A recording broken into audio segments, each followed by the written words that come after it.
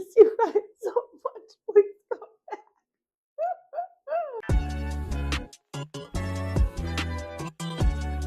I feel good about this. Hello and welcome to episode 17 of I Feel Good About This pod.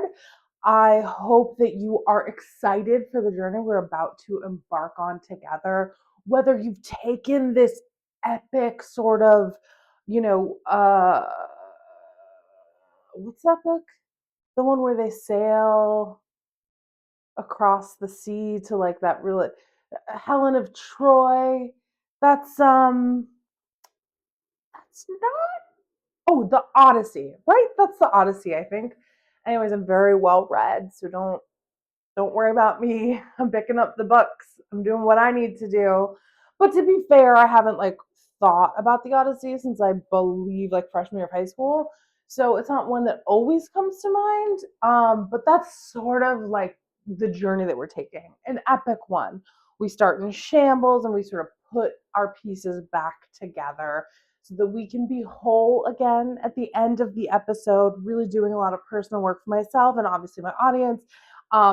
As you know, I'm a mental health professional, doctor, lawyer, whatever I need to be in the moment, I am, and I take on the authority of such figures. So, if this is your first time joining us, I do a lot, okay? And I'm happy to have you here. I am here alone for like the fourth week in a row. The hoes that produce this podcast with me, I'm talking Becca and James, they've had to deal with family stuff, a job that pays them, traveling, illnesses. So they've been absent for like the past 4 weeks. And I want to say to them, thank you very much. I hope you're listening. Lock in. I miss you guys so much. Please come back. I know I can't pay you anything yet, but fingers crossed, everyone's subscribing and sharing this so we can get to the point where we can all make this our full-time job. So let's get into episode 17. I cannot wait to get started with you guys. Whether or not my producer hoes are here or not, we're going to have a fun time. We're going to lure them back in. So let's do it. Here we are at our first segment. We're at I Feel Good About This week. And the first thing that I feel good about this week is my freelance work. So if this is your first time joining the pod, I think it was 2 or 3 weeks ago, I put a call out and I told people, I'm ready and available for creative freelance marketing work. And I posted on LinkedIn and stuff like that. And before I had been really focused on finding a specific job and doing the whole interview thing. And that was quite exhausting, as I'm sure a lot of you know. And that's one of the reasons why I started this podcast, because I needed sort of an outlet, something creative and fun to do while I was job searching. Well, the freelance shit really has taken off. And I have been receiving a lot of great recommendations, word of mouth. So I've been sort of changing my outlook a little bit.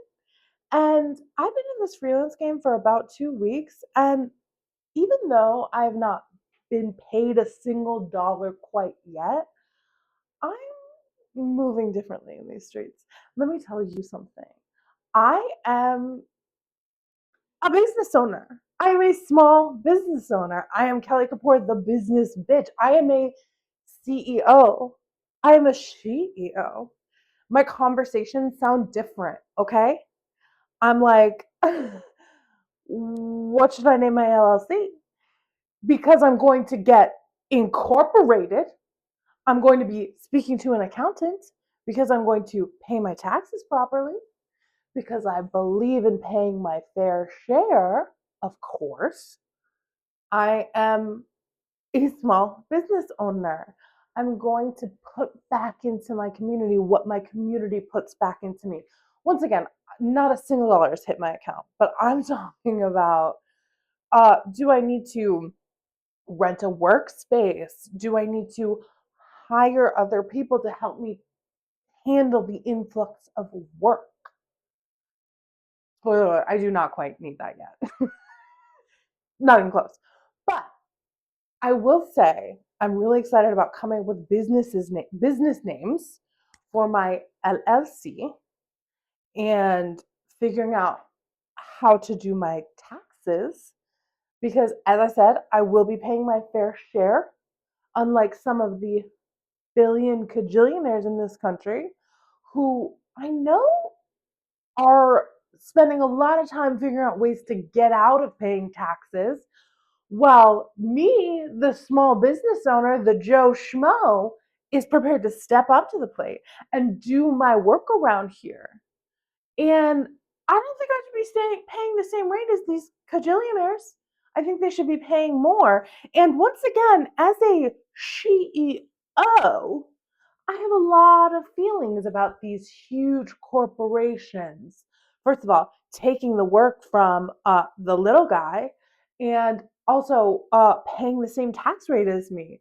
No, baby, we have to tax the billionaires because we are dying out here. So, anyways, those are the kind of conversations that I'm having as a new business owner.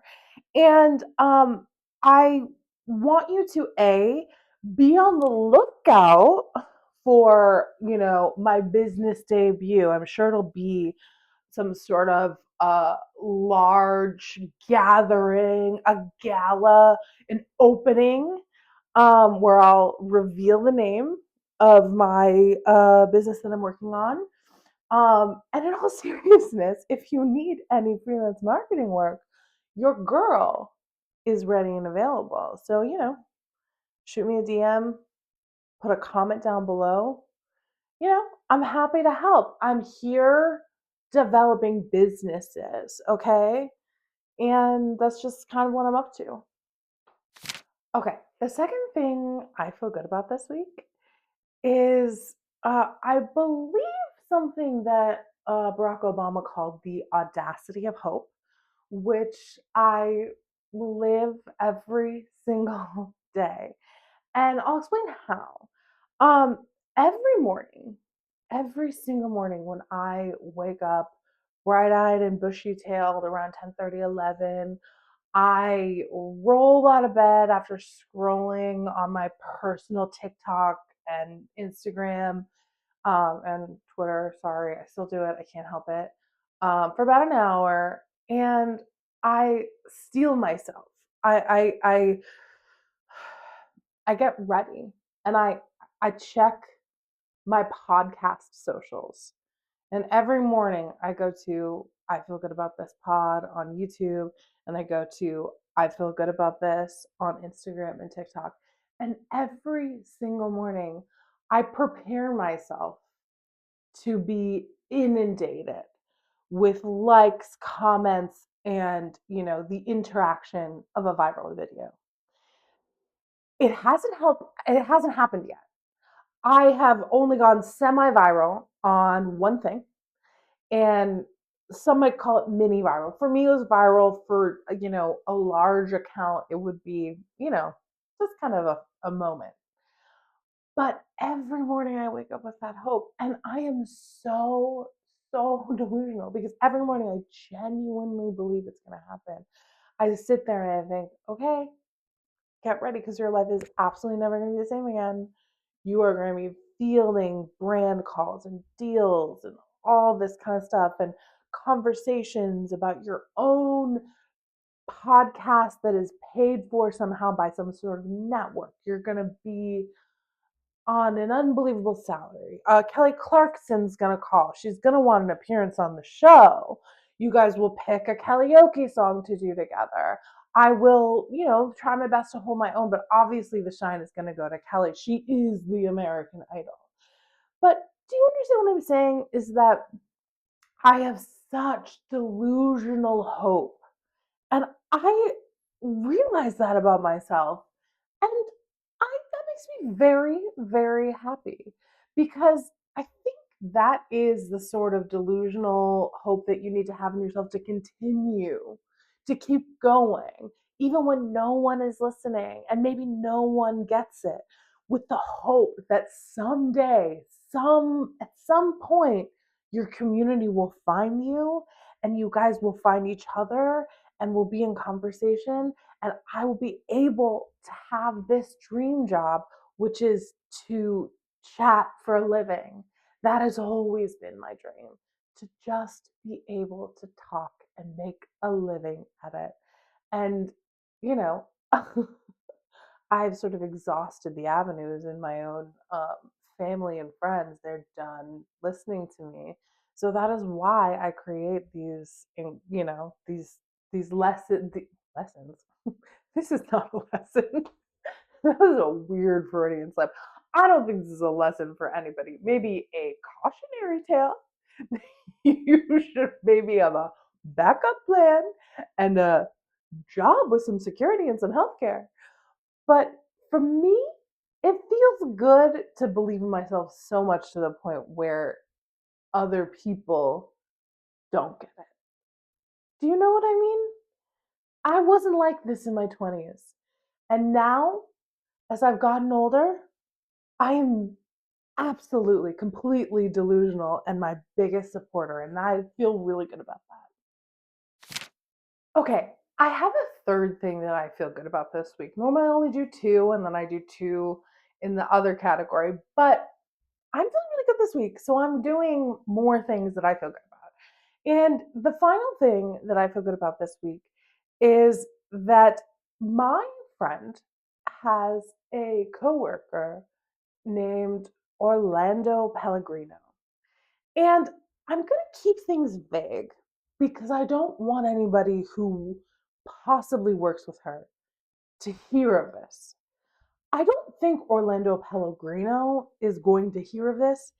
Um, from the description, he is a 94-year-old man who continues to come into the office every day. Doesn't need to.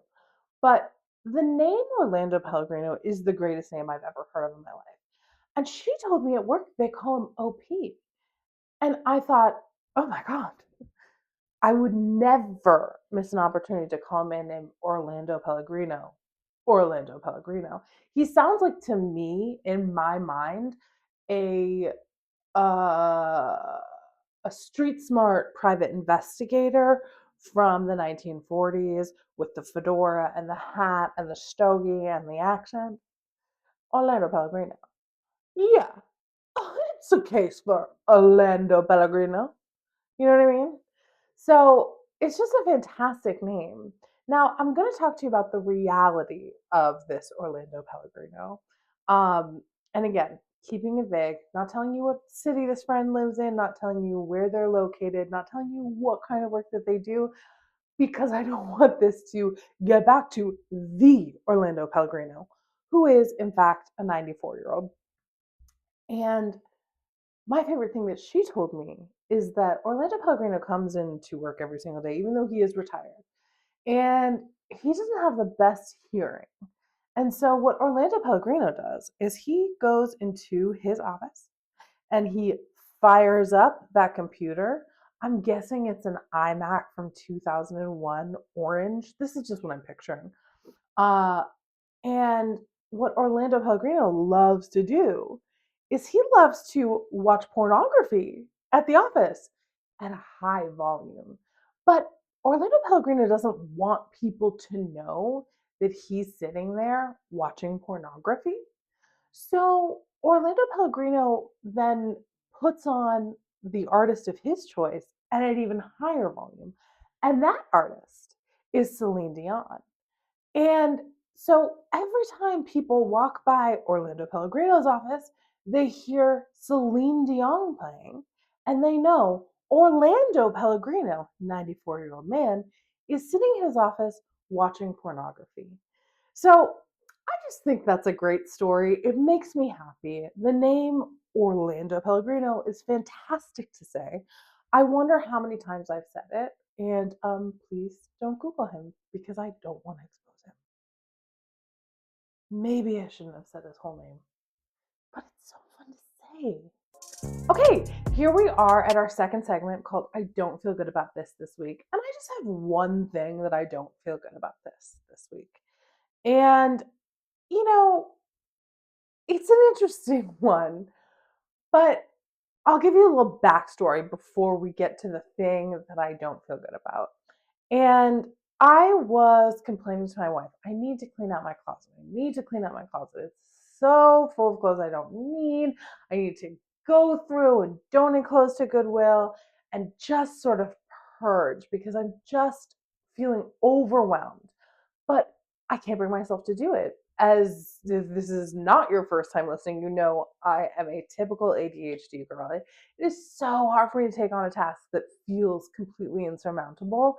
And then once I get in it, I spend about 12 hours doing that thing. And so it's a completely exhausting idea. I can't just half ass it.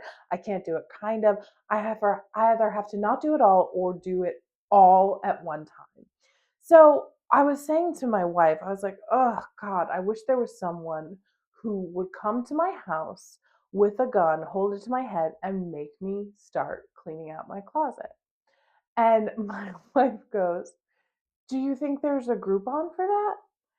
And aside from the fact that it was a pretty clever joke, I started laughing so hard because of the fact that she said Groupon. And so my I don't feel good about this week is that I don't feel good about the fall of Groupon. Now, you young Gen Zers might not remember, but us millennials, we when the Groupon came out, we were transfixed. We were all buying and selling and spending at Groupon. And we were all getting our nails done at new nail salons that gave us a 40% discount all around every city we were in. We were going buying tickets to the opera for a 50% discount. We were, getting massages for, 60 bucks. We were having experiences like going apple picking for 20% off. We were going to restaurants and getting prefix menus for half the price. And hopefully, if we were good people, we were tipping our servers on the full price of the meal. Although I'm sure there's some motherfuckers who messed that up for all of us. But we were Groupon crazy. We were doing it all. We were checking the website. I believe they emailed you every day with like the deals, and it was like different deals every day. And then I think it evolved into a website where you could go buy deals for anything at any time. And now, no one, absolutely no one uses Groupon anymore. I haven't had a conversation with anybody I know in the last, I want to say, maybe 10 years about using a Groupon somewhere. And that's the thing, like that they were a huge company and they were based in Chicago where I am. And I used to work in the building where Groupon was. 600 West Chicago, if you guys know. And Groupon was a huge, I think they had several floors. It used to be called the Groupon building. And then slowly but surely it all kind of died off. And don't get me wrong, I don't feel bad for a business that didn't do well. I feel bad for the people who didn't, who weren't able to keep their jobs, who, I knew a lot, it was a lot of artists and comedians worked at Groupon because there was like, it was this that startup life where you would hire people who maybe didn't have a lot of experience, but like, I think there was a part of it that was like writing blurbs about Groupon was like what someone would do when they were in comedy writing. You could easily get a job doing that. I don't think that's a thing anymore, particularly with AI. But I just remember it got us out trying a lot of different things, trying a lot of different businesses. I don't know if the businesses did well because of it. I will say at the time when it was really popular, I was in my 20s, I didn't have a lot of money. So I was using Groupons and then like, Groupon stopped hopping. So any place that had a discount, I was hopping over. And if it was really good, I would go back when I had money, but I didn't really come into money until my 30s. And by come into money, I mean uh be able to afford my life in a reasonable way without feeling like I was on the edge all the time. I'm not talking wealth here. Surprising, I know, as you look around in my tiny little room where I'm recording this from. But anyways, it was a different time. It was fun. We were all getting, highlights at a salon, from a trainee who didn't know, maybe done 3 or 4 people's hair professionally, but here we are at a 60% discount, getting the shit burn out of our hair because it was cheap and fun and exciting. We were, getting facials that we had never gotten before. We were trying things out, and I kind of missed that economy where it was like, I can get a discount, I can try something out and see if I like it, And I think a lot of firsts I did via Groupon. So yeah, I don't feel good about the fall of Groupon. It's a sad moment for us, and I hope there's something else that can sort of jump in and replace the excitement of trying new things, trying new restaurants, trying new places. But I do think that we're all broke in a really significant way that we haven't been in a long time as a society, given the current state of things. So we might have to wait for a while, but I'm hoping either there's a resurgence. I mean, I went to the Groupon website just to check before this, and now it's not good. It's like all it's like all discounts to get like Botox and fillers and um, you know, like 90% off a dildo. Do you know? Or like a vibrator. And it's like, okay, this is becomes sort of like a graveyard of like what our dreams used to be. And it was a sad realization. So thank you to my wife for having me remember Groupon and the heyday of it. We all enjoyed. Um, I honestly don't know if businesses enjoyed it. I think some of them found that they were losing money, which is unfortunate and obviously not the way I want to do things. But yeah, if you see this, I'd love to know what your favorite Groupon memory experience was because there were some good ones. So share it. Let me know. Comment, DM. I want to know what you were doing with your Groupons back in the day. Okay, we are at our final segment. I don't know how I feel about this week. And psych, just so you know, there is nothing I don't know how I feel about this week.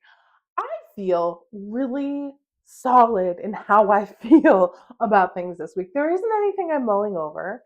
There isn't anything that I'm that's tickling my brain that's making me feel like I need a response or I need help working something out. I feel very definitive this week. And I think that's good. I don't know, I'm not into astrology, but maybe there's something in my, planets that is making me feel very decisive and very real about the choices that I'm making. So my I don't know how I feel about this week is it's weird not to have one because I feel really good and solid in my decision making skills this week.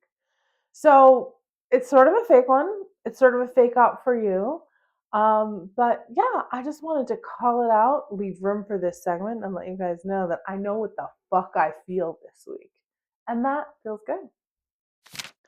Okay, we did it. We did episode 17 of I Feel Good About This Pod.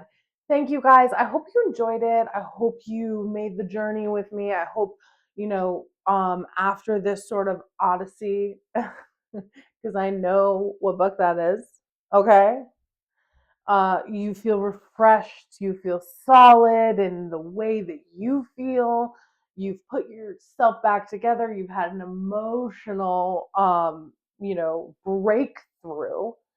Because this is your session with your therapist, of course. Because again, always a mental health professional. And I hope that you guys want to keep up with us throughout the week. We are on all social media. Well, actually, we're just on Instagram and TikTok at I Feel Good About This. And we're on YouTube, of course, at I Feel Good About This Pod. I hope that you guys, are subscribed to this channel.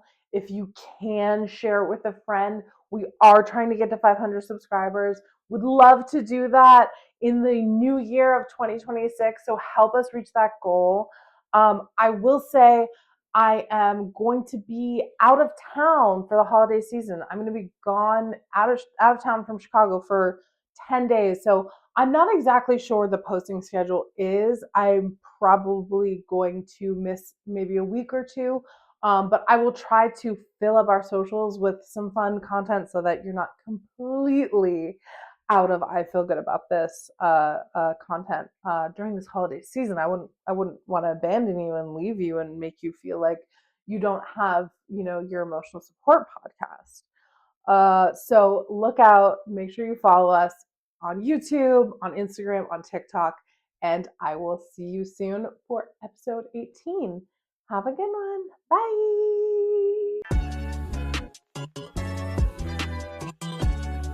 I feel good about this.